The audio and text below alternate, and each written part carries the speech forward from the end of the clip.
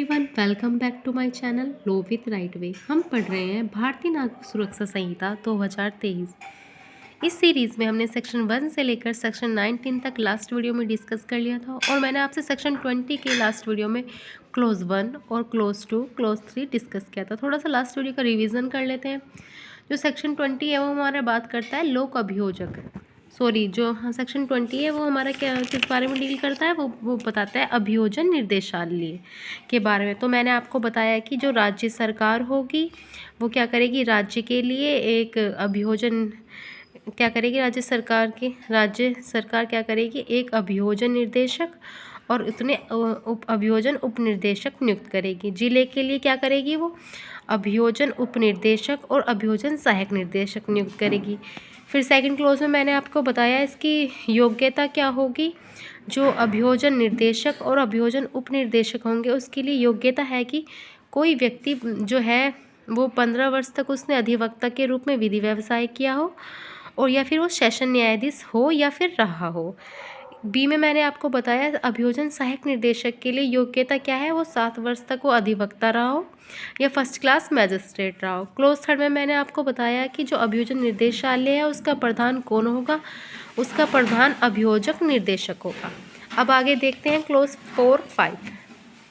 Close 4 हमारा क्या कहता है, एक बार रीडिंग कर लेते हैं।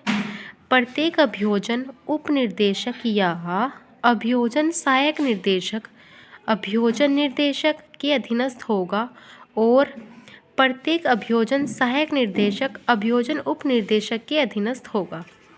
ठीक है। क्लोज 5 क्या कह रहा है, क्लोज 5 कह रहा है कि उच्च न्यायालयों में मामले के संचालन करने के लिए धारा 18 की उपधारा 1 या उपधारा 8 के अधीन राज्य सरकार द्वारा नियुक्त प्रत्येक लोक अभियोजक, अपर लोक अभियोजक, विशेष लोक अभियोजक अभियोजन निर्देशक के अधीनस्थ होंगे। क्लोज 5 ये हमारा कह रहा है कि जो उच्च न्यायालय के, मैंने आपको सेक्शन 18 बताया था जो पब्लिक प्रोसिक्यूटर के बारे में बात करता है, ये क्या कह रहा है कि जो उच्च न्यायालय के मामलों के संचालन के लिए धारा 18 के क्लोज 1 और क्लोज 8 में जो नियुक्त किए गए हैं लोक अभियोजक, अपर लोक अभियोजक और विशेष लोक अभियोजक, वो किसके अधीनस्थ होंगे, किसके अधीनस्थ होकर कार्य करेंगे, वो अधीनस्थ होकर कार्य करेंगे हमारे अभियोजन निर्देशक के। क्लोज 6 क्या कह रहा है हमारा, क्लोज 6 कह रहा है कि धारा 18 की उपधारा 3 या उपधारा 8 के अधीन जिला न्यायालयों में मामलों का संचालन करने के लिए राज्य सरकार द्वारा नियुक्त प्रत्येक लोक अभियोजक, अपर लोक अभियोजक और विशेष लोक अभियोजक और धारा 19 की उपधारा 1 के अधीन नियुक्त प्रत्येक सहायक लोक अभियोजक, अभियोजन उपनिर्देशक और अभियोजन सहायक निर्देशक के अधीनस्थ होंगे। जब ये लोक अभियोजक और अपर लोक अभियोजक और विशेष लोक अभियोजक जब ये उच्च न्यायालय के लिए कार्य करते हैं तो ये किसके अधीनस्थ होकर कार्य करेंगे, ये अभियोजन निर्देशक के अधीनस्थ कार्य होकर कार्य करेंगे। क्लोज 5 तो ये बताता है सेक्शन 20 का। और क्लोज 6 क्या बताता है कि जब ये लोक अभियोजक, अपर लोक अभियोजक और विशेष लोक अभियोजक किसके लिए, जो सेक्शन 19 में है क्या, सहायक लोक अभियोजक, जब ये किसके लिए कार्य करते हैं, जब ये राज्य के लिए कार्य करते हैं। ठीक है, जब ये राज्य के लिए जब ये जिले न्यायालय, जो जिला न्यायालय है उसके मामलों का संचालन करते हैं तो ये तभी किसके अधीनस्थ होकर कार्य करेंगे, तब ये अभियोजन उपनिर्देशक और अभियोजन सहायक निर्देशक के अधीनस्थ होकर कार्य करते हैं। ठीक है।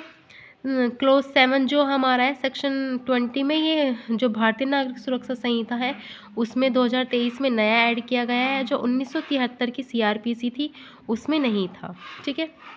अभियोजन निर्देशक की शक्तियाँ और कृत्यों ऐसे मामलों की कार्यवाहियों के शीघ्र निपटारे के लिए तथा अपील फाइल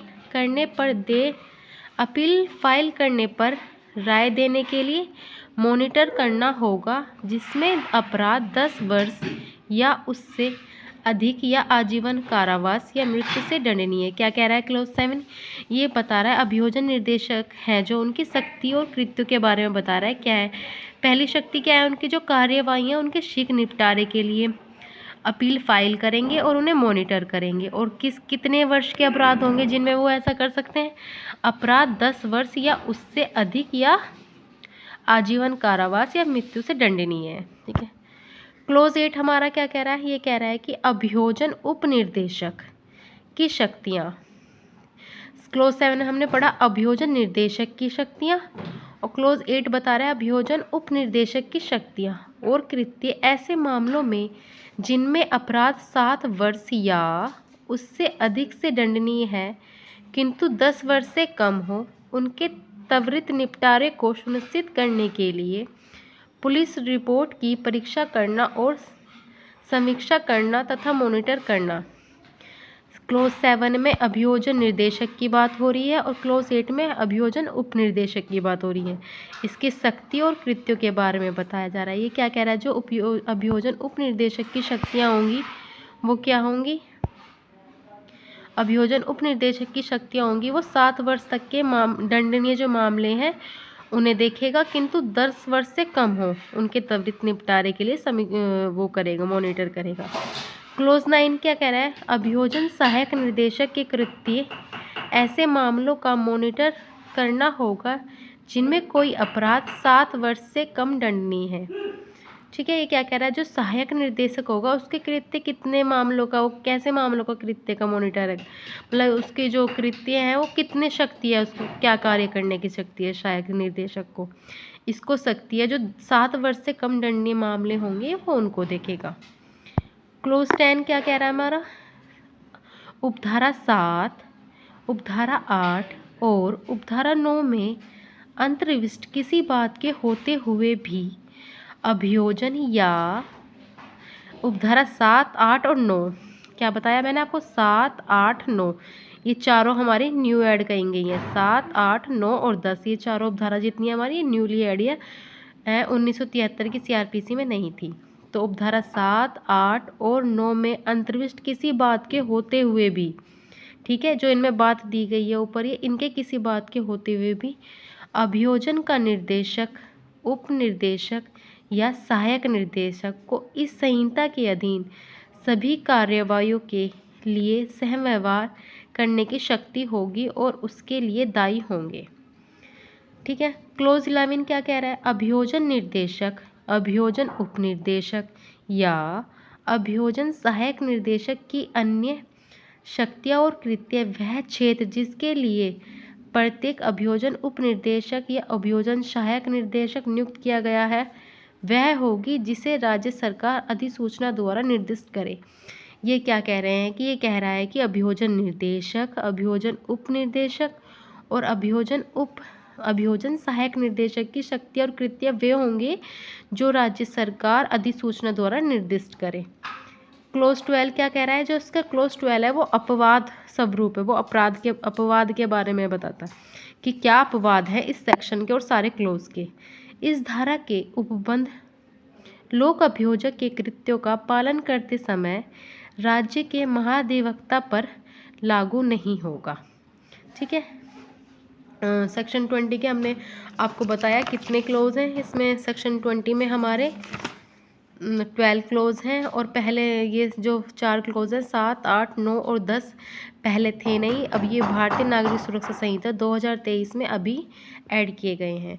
और नेक्स्ट वीडियो में हम सेक्शन 20 को देखते हैं शॉर्ट नोट में किस तरह से लिखना है, और जो ये क्लोज हैं इन्हें एक बार देखते हैं किस तरीके से शॉर्ट नोट में लिखना है। Thank you. आपको वीडियो कैसी लगती है आप कमेंट में बता सकते हैं।